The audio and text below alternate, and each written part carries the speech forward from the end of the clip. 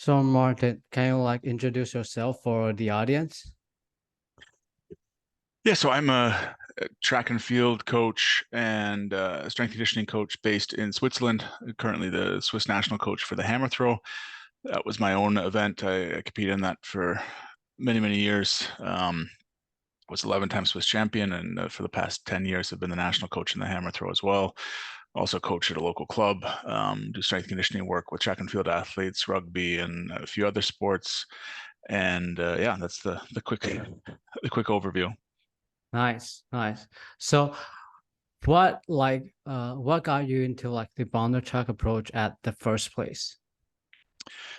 As I said, I was a hammer thrower. Bondarchuk is known throughout sports now, but I mean, his most well known in the hammer throw because that was his own sport. He was Olympic champion back in 1972. He was Soviet national coach, coached the world record holder in the hammer throw. I mean, and as a hammer thrower, if you are looking around at the best throwers, the first place you look is Bondarchuk and his crew of throwers from the 70s, 80s, and 90s. So when I was 20, 21 years old, I was coaching myself for the most part. Had a few mentors, but really the day to day, the training plans and everything, I was writing for myself, and I was trying to figure out how can I do this better. And of course, you look towards Bondarchuk. I started researching him. I started reading everything he'd written, and this is before he had his most recent books. You'd have to go back to the horrible translations from the 80s and try and figure out what he was doing. And one article said he did one thing, another article said he did something completely different. So it was really hard to patch it all together. And I was lucky enough in 2005 when I was 22. Bondarchuk moved about 4 hours from where I was living. He moved to British Columbia in Canada, and I was in the United States, in Seattle, so right near the Canadian border. And as soon as I heard he was there, I got in the car, drove up, spent 2 weeks with him for a training camp, and ended up working with him for the next 9 years, either remotely or in person. He was writing my training programs, coaching me, and really got to learn firsthand. But it comes back to he's the man in the hammer throw, and so he um, and it's not just a lot of coaches, they pad their resume with people that they've met once or on their resume, and he's literally coached Olympic champions from the ground up to the top of the sport. And when you work with him in person, you see he's really a master of the craft. He knows the theory, he knows the practice, and I was hooked when I first met him there. And I knew that this is the guy that is going to take me to the next level, and that's who I want to learn from. Cool, cool. So can you like give us some thoughts about like how he classified the exercise?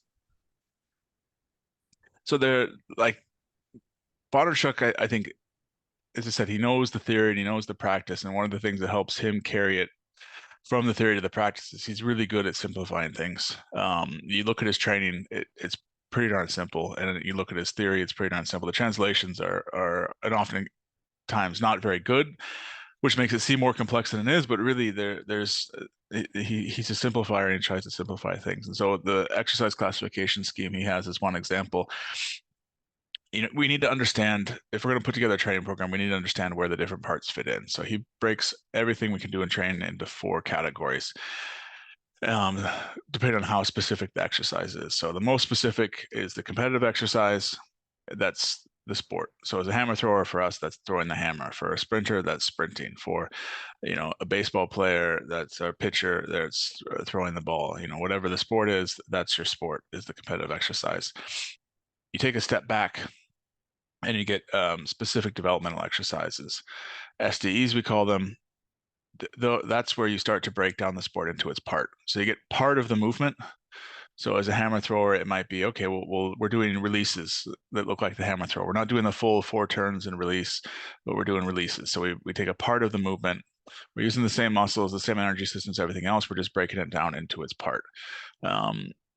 And for, let's say, for a sprinter, that might be doing a 10-meter sprint. It might be doing shorter distances. It might be doing work on maximum speed. It might be doing however you in your own sport can break down your sport into its parts. That's what you're doing with the specific developmental exercises.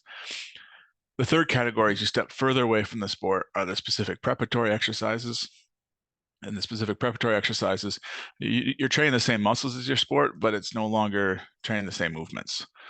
So, a lot of people are confused here because in other classification schemes, this is called more general work, and it is in the sense that, we're not replicating the movements. We're doing squats for the hammer throw, we're doing cleans, we're doing bench press, we're doing these different things that are using the same muscles, the leg muscles, the core muscles, but just with different movement and coordination patterns.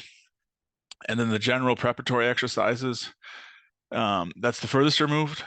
And here, you're training also different energy systems. So this is some of our work capacity work, our, endurance work or mobility work or things like that, where it's very far removed.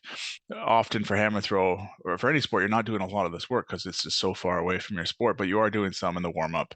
You're doing some in the cool down. You're doing some maybe in different phases throughout the year, because you need a bit of all. And, there's obviously, the more specific something is, most likely it's going to transfer more, but that doesn't mean that things that aren't specific aren't going to help or play a part in the grand scheme of things. So for all those years you've been using the boundary track approach, what do you think that the exercise classification can help athlete grow, or is there any certain point that that that's gonna hurt them? I think there are ways that it can help and there are ways that it can hurt. I mean, first of all, if you look at your training program and sit down today, no matter what program you use, if you use a bar and chuck program, if you're using a traditional program, whatever, if you look down and you sit and see, okay, what am I doing in each category? And that will help give you an overview of, okay, where am I focusing my work? If most of my work is spent on general preparatory exercises, you're probably losing your focus a bit because you're 2 steps removed from your sport. Now, if all your work is focused on the competitive exercise, you probably also have some issues there too, because you need to have a balance throughout those. And that's one thing I think a lot of people look at Bondarchuk stuff and they see, oh, he's very focused on specific work. But we have every single training, we have something from every category in there. We're doing the whole spectrum of things. Now, there's focused work on specific stuff, and you have to have some of that. That's really key, and that's really going to be, especially with elite athletes, which pushes the performance forward. But you have to have that whole spectrum there. I think also when you look at the different exercise categories, it helps you to see, how much thought you put into the exercises. Now, like, we could spend a lot of time in the specific preparatory stuff debating what is better. Do you want to do a front squat or a back squat or a box squat or a jump squat or these types of things? Or, do we do cleans or snatch or hang cleans, or do we not do any Olympic lifts? Or do we, there's all these debates going on. And I think Bondarchuk would say, look, you're spending a lot of time focusing on details where the details aren't too important there. The importance of that category is you need to develop leg strength. You're 2 steps removed. So like, I wouldn't waste a lot of time on the details there. Just get that work done. Where you need to focus on the details is on the specific stuff. And there, I think a lot of people think, okay, I'm doing specific work. I'm doing something that looks like my sport, therefore it must help. And that's also a trap people can fall into, is that just because it looks like your sport doesn't necessarily mean it's going to be helping you get better. You need to spend all that time analyzing instead of on the general stuff. Shift that time and energy to the specific stuff, and don't just assume, oh, because I'm throwing hammer, I'm going to get better. Well, how do you throw the hammer? What type of exercises are you going to use? Talk about the Bosch stuff a bit later, but really hone in on, okay, what do I need to develop in the technique?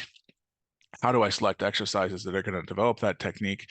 And just because something looks like my sport doesn't mean it's going to be the best. It might actually look a little bit less like the sport than another exercise, but it's going to help develop that weakness or that technical flaw I'm trying to fix and get things better. And I think that's, a lot of people see a lot of the Bondarchuk stuff. They see the specific strength exercise people post, and they just copy and paste them without thinking, okay, well, this is a specific strength exercise to help the release, but my athlete has a good release. I don't need to spend time on the release. I need to spend time on the start of the throw, or I need to spend time on this element or that element. And that's, simplification is good to put these in the 4 categories, but the next step is then to analyze in those categories, okay, what does my athlete need to get better physically, technically, tactically, all these elements.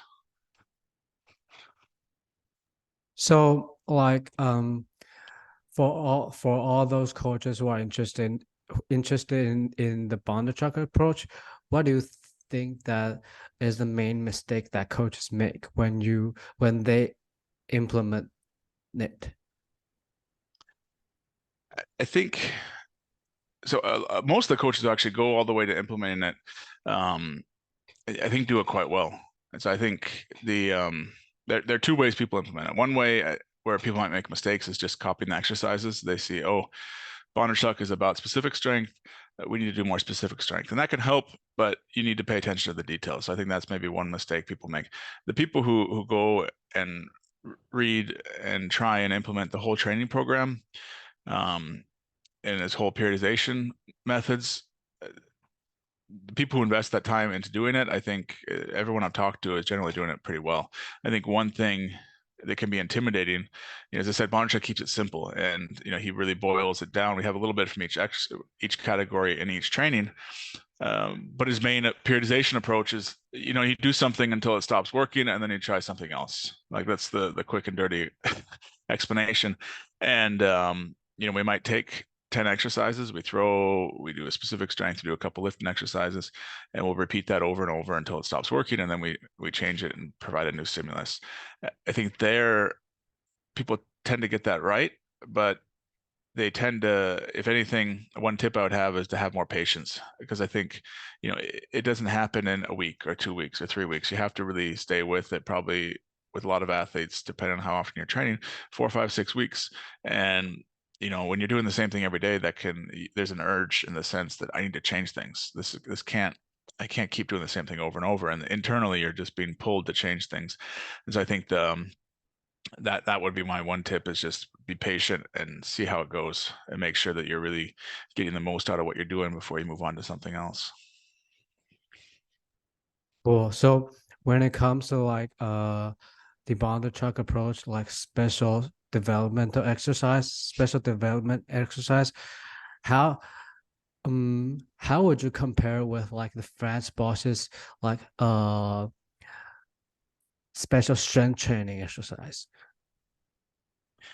I think there's a lot of parallels, and I've gotten to know Franz Bosch really well over the last probably 7, 8 years too. I had a good chance to meet him back around when his first book came out, and work with a lot of people who've been influenced by him a lot. John Pryor, who I think you've had on as well, and see in person. I think their periodization methods, first of all, are completely different. Like Bosch is all about variation and trying to really get different stimulus and being able to create a robust athlete who's able to handle anything thrown at them. Whereas Bondarchuk's just throwing the same thing at them over and over. So from the periodization point of view, they're very different. But I think on the specificity side, they're really trying to accomplish a lot of the same things.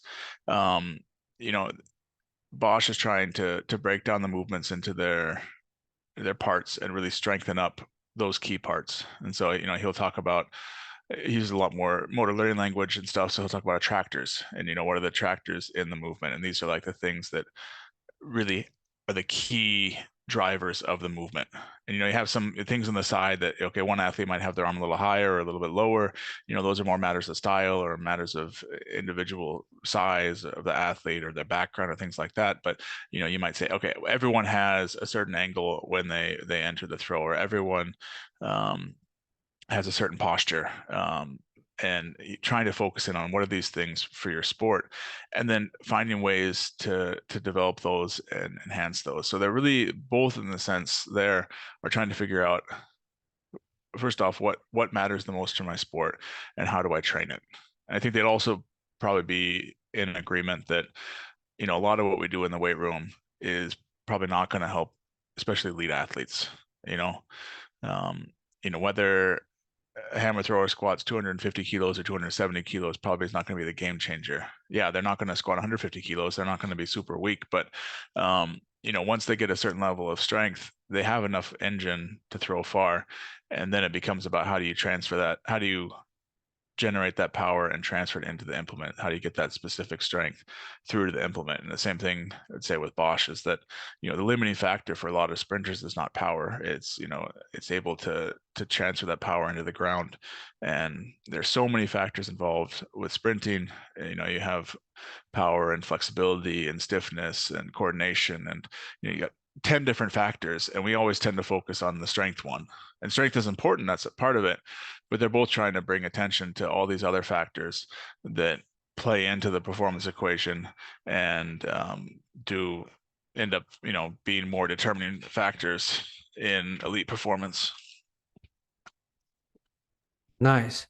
So that brings me to the next question. Like, um, it's probably gonna be like a little bit stupid, a stupid question, but would you put the special strength training into it? Like, if I'm a coach, I want to like implement the Bonner truck approach, would you put some sort of like the special strength training from French Bosches into the special developmental exercise? Yeah, I mean, definitely. And I've learned a lot from Bosch. I've taken that into Bonner Chuck. I've also taken um, and mix both of them into kind of what I'm doing with a lot of my athletes. A lot of my athletes I'm working with at the moment are youth athletes under 16, under 18, under 20. So we kind of have a mismatch of what works for them and their training age and their experience. I mean, the one of the big things I like to use are the aqua bags, and these are kind of water filled bags with handles on them. Think about like a medicine ball filled with water or like a tube filled with water. And there, I think one of the things with Bondarchuk, as I said, it doesn't have a lot of variation, but there's a way you can put a little bit more variation in there. And if you're just doing the same movements over and over, I do think you create a fragile athlete over the long term because you need that variation, you need that general stuff. So like I said, with Bondarchuk, with how I implement it with our warm up, we get a lot of different variations of movements. We'll play games. We'll work in different planes of movement. We add in that variation there so the athletes get it more well-rounded training, but also in the specific stuff. If I'm doing a plate twist, holding a 10-kilo plate, and I'm twisting left and right and left and right, it's not a very dynamic exercise in the sense that the environment's the same, the implement's the same, my body's the same, nothing's really changing. I'm just turning and turning and turning, and we'll mix that up a little bit and use an aqua bag, and it's very small change. We're just changing the implement there, but I think it brings a lot to the exercise because first off, the water's moving in there, so you have to have a lot more core tension, pre-tension, as Bosch will talk about, co-contractions in that movement. So first of all, it increases the quality, I think, because the water's moving around a bit, you have to have a much better posture to be able to execute the exercises. Second, and this goes back to the attractors point. A plate twist, if the weight's light, I can have a forward posture and twist back and forth.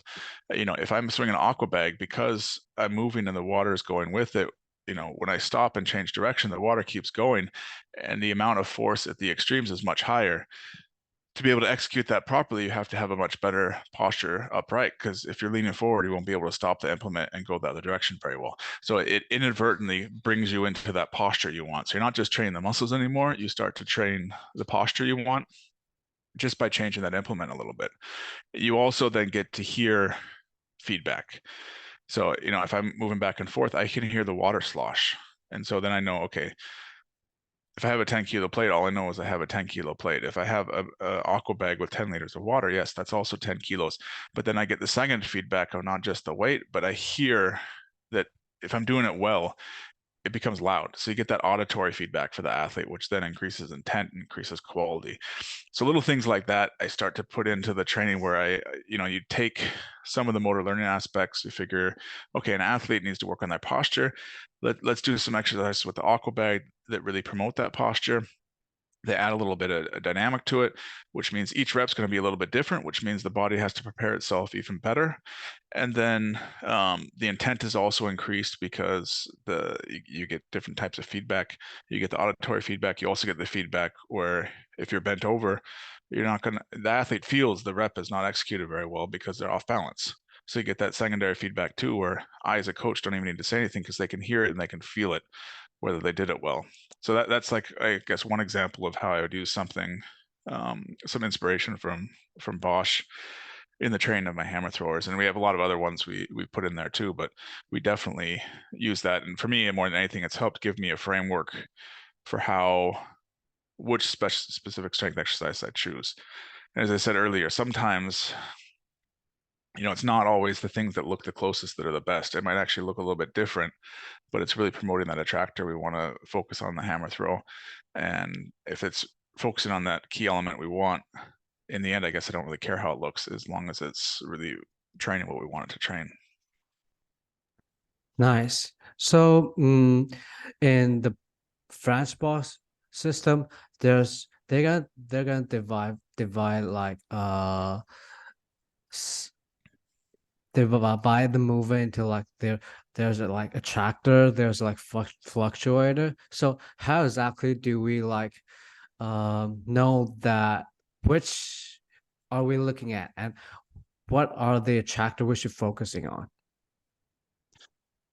I mean, for each sport is going to be different. And I think a good way to look at it is really look at the top performers in your sport and see what they start to have in common.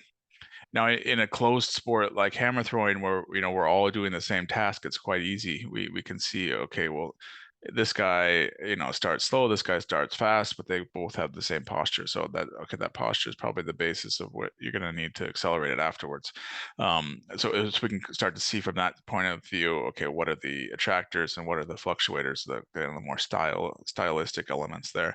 In a sport like rugby where it's so diverse, um, different positions are going to be doing different things. It's really hard to say, okay, all the top people are doing this, or that this is a common thing. I think what Bosch does a good job of there is, okay, there's 100 tasks in these sports, but what are the one or two things that will help you at all the tasks? So, simple, John Pryor's done this quite well too. He talks about, okay, let's train the options. Let's train things that will put you in the position to give you options. So if you have the ball and you're running, you can either pass the ball, you can kick the ball, you can run the ball, you can change direction, you can stop, you can start, all these different things. And if you are running with, chest up and foot from above, the simple, kind of running mechanics type things, that's going to allow you to do all those things. So it's going to give you a better tool set, and it's going to keep the defenders a step or two back because they don't know what the heck you're doing. Now, if you're running with your piked forward with your shoulders down, you're not gonna be able to pass it. You're not gonna be able to kick it. All you can do is keep going forward for a couple steps, and you're gonna fall to the ground. So that limits your options. And then also on the other side, the defense knows, okay, this guy only has one option. I can close in on him and tackle him. So I think John Pryor's done a lot of good work in that, and seeing, okay, with those team sports, it's about finding those things that the good athletes do, but it's also about trying to look at your sport and look at all the tasks you have and what are the commonalities in those tasks, that if you train them, they're going to show up in most of the tasks, and really help you the most as an athlete and give you the most options when it comes to game time. Cool, cool. So when it comes to like learning, like you mentioned, there's gonna be like modal learning. So like how much variation do you think that the athletes need?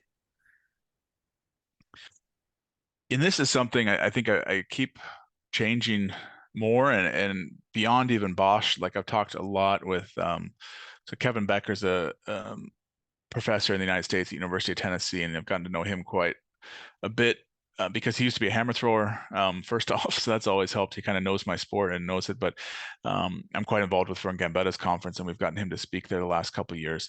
I think he does a good job of balancing, because a lot of the more learning talk can be, you talk about attractors and fluctuators, you talk about, all these different things. When you go to a normal coach, especially like a youth coach at a club, wherever in the world, they're not going to know any of those words. And, like in the end, that's not going to help them plan their training.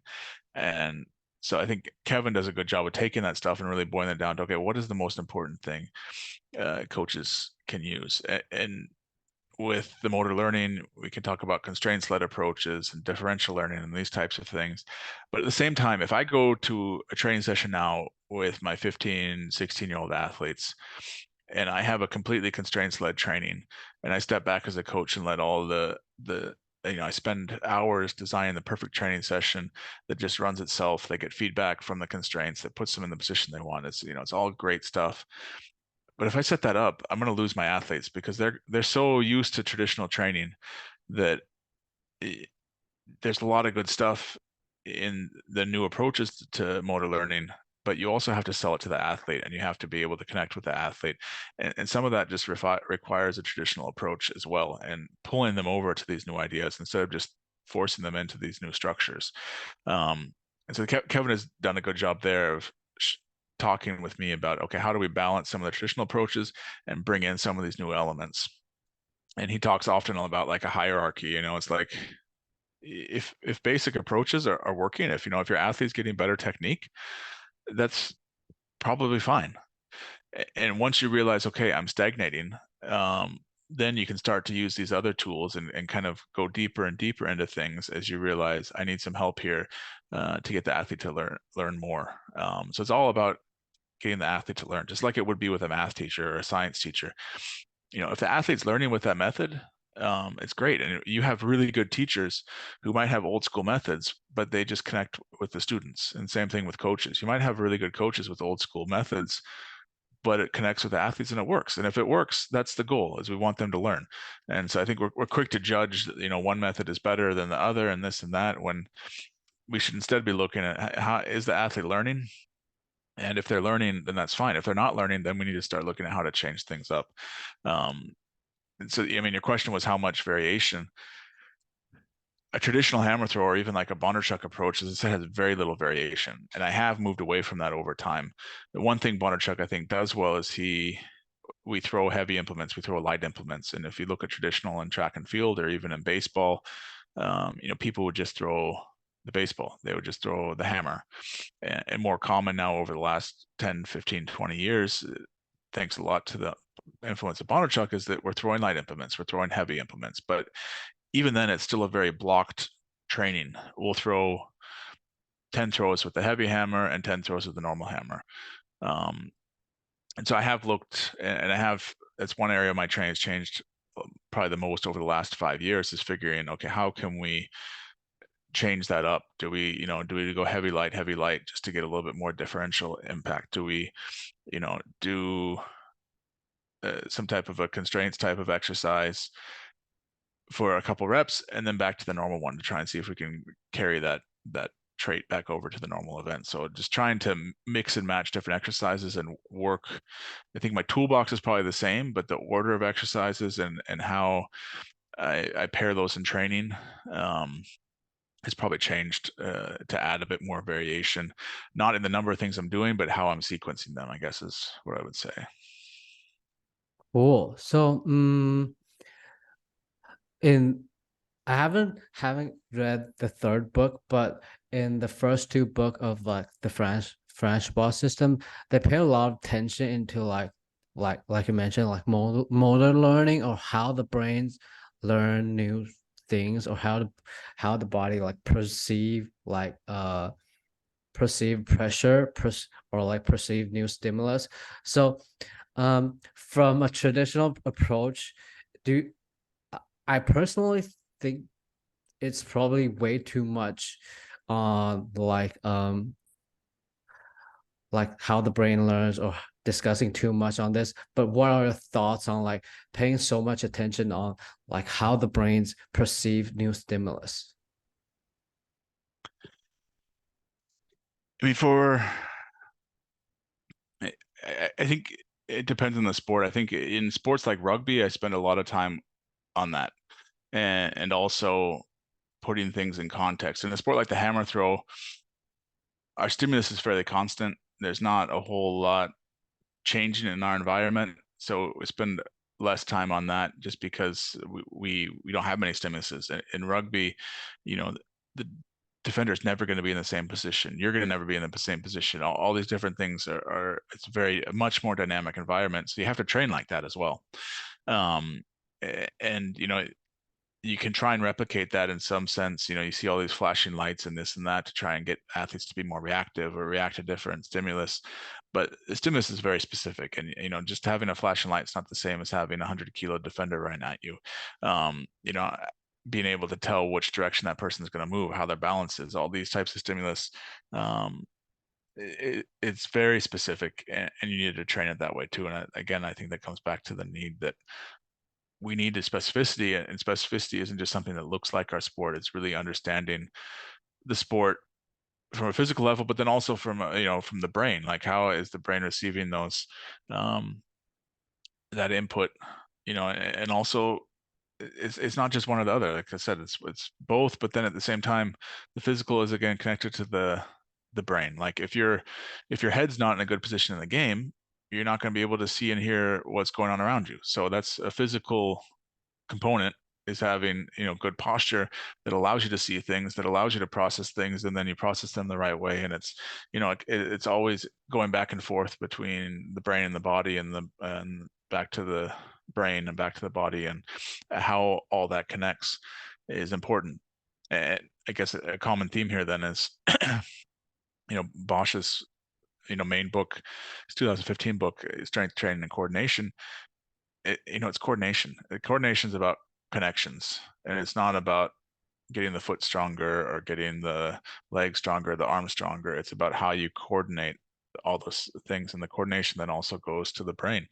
That's another muscle. That's another part of the body that we have to connect to the whole system. So, that it's also with Bondarchuk too. It's, you can build up a really strong engine, you can build up really good general strength, but if you're not able to coordinate that and be able to express that power and that force, then what good does it do you? So it's, coordination is like a key word for both of them. Nice. I'm sorry I put you in a hard position to answer this No, question. it's not a problem. So, last question before I let you go, okay? Okay.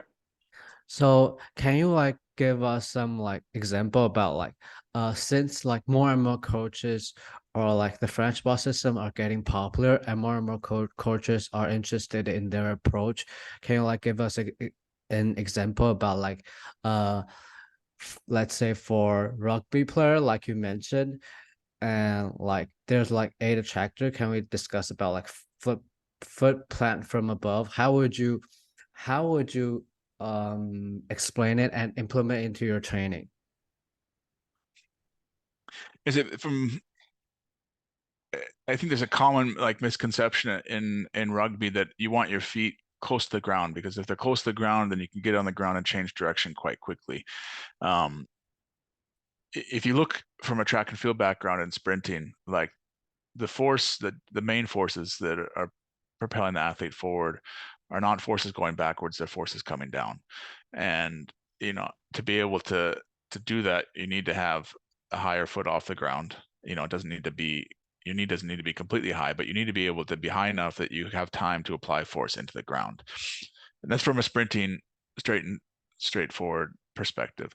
But also from agility perspective, you think about, you need a certain amount of force to be able to change direction. Your body's going one way, you have to be able to generate that force. And if your foot's only 10 centimeters off the ground, you're not going to be able to generate much force that's going to be able to change something. So it's the same type of concept. If you want to change directions, is you have to be able to create force and put that into the ground.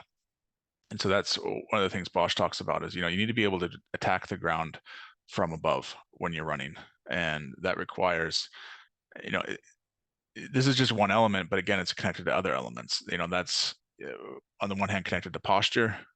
Having your chest up, having a good posture is going to better allow you to attack the ground from above. So that's one way you can look at it. Is that's typically the first step we look at in rugby, is just teaching some basic mechanics of having the chest up, having the swing leg retraction, having some of these basic sprinting mechanics. And the other element, basic running posture is the first thing we look at, and we'll do drills like that with basic things, running with a stick on your back, running with a stick overhead. If you have a stick overhead and your posture starts to come forward, you really notice it a lot more because you talk to a lot of athletes and you tell them to run with their chest up and their chest is forward and they don't notice it. They say, oh yeah, my chest is up. Well, no, it's not. So, doing an overhead stick run, a very simple drill where you can really work on that chest up. And because your hands are overhead, you're not swinging with your arms. So all the power has to come out of your legs as well, which then forces the athlete to get slightly higher knee raise and attack the ground from above. So that's probably the first thing we look at is just basic mechanics, really simple drills. You can also do wicket drills or mini hurdles. Set up 20 centimeter hurdles, and having that little bit of a hurdle in front of you, you see that, and your body's automatically going to raise your knee up a bit more, so that you have to come over the hurdle and attack down from above. So that's both of those are constraints. One of them is a constraint taking the arms out of the picture, which forces the leg to do more.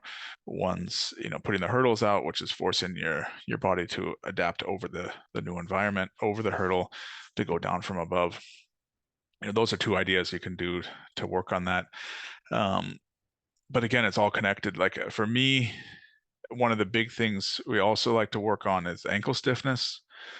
And this, you might not think, okay, the ankle stiffness is after you're on the ground. What does that have to do with things? But, how you come off the ground will affect how you come back to the ground. So if you don't have a very stiff ankle and your ground contact is very soft, you're going to spend more time on the ground, which means your legs are going to be further behind you, which means it's going to be harder to bring your knee back up forward, retract it, and attack from above. So we'll do a lot of basic little ankle hops, barefoot type of work, plyometrics, bounding, things like this that are just working on that ankle stiffness, because I feel like that has a good carryover to that foot from above concept, because it's, the running's a cycle. The start of one rep or one stride is, sorry, the end of one is the beginning of the next. So if you can focus on the part where you're attacking the ground, but it's also then what happens on the ground, which will then recycle to the next step as well. So I'm sorry I said that's the last one, but really this is the last one. Sorry about that. So in the book they said that there's 8 attractors. So what do we know? Like I know we probably answered this one before, but how exactly, or is there like movement screen you do, or any sort of like screening you guys do to know which to work on? I think in his agility book, he talks a bit about this more, where he uses a specific example of agility where he goes through the attractors, but you can definitely prioritize those. Or like I said there, a foot from above, chest up, head up, ankle stiffness, and those are probably the key things for me that I'm looking for. If you get those right, you're probably doing most of the sprinting well. And yeah, you can clean up some other things on the edge, but there's definitely a priority there, because I think that there's a hierarchy that, if you do certain things right, it's going to be 90% of the way there, and then you can focus on the small things, but only after the big stones are moved. And I would also say, again, they're connected. So I mean, if you understanding all of them is important. If you fix one of the attractors and make it better, it probably will help some of the other attractors too. So it's not that we're working on all these in isolation, like I was just saying with the foot from above part. You work on that one, it's probably going to be related to working on 2 or 3 others. So they're all connected. I think you have to really understand and see for your sport, though. I think every sport's going to have a couple of things that are most important. And it's hard to say which one is the most important, but there definitely are more important ones in each sport. Cool. Appreciate it. That's like all the question I have for you today. So for those who are interested in what we are talking about today, where can they reach out to you? I've got lots of information about Bondarchuk and Bosch up on my site. It's hammermedia.com. It's spelled HMMR, so without the vowels, hmmrmedia.com. And I'm sure you can put a link to it up there. If you become a member, we have some webinars from Bosch. We have webinars about the Bondarchuk method, all kinds of stuff. We also sell Bosch's books, so you can get a copy of that as well. And we have also content from myself and Nick Garcia, how we've implemented Bondarchuk stuff. We have stuff from John Pryor about how he's put Bosch's work in practice with Japan Rugby, and Australian rugby in Fiji, and he's been all around in different places, putting it into practice and taking that theory towards practice. So we've got a lot of resources up there about the topic. So check that out, and the members get access to. We've got probably 50 plus videos on a variety of topics as well. So lots of resources up on the site. Appreciate that. I personally enjoy those content you post on Instagram and that's Yeah, content I you need to do post on more. your website. Thank you. Yeah. No, I need to be more active on Instagram because I'm often I take a lot of video training, but then I forget to post it. So I need to. It's a good reminder that I need to do that more. Nice, nice. Thank you.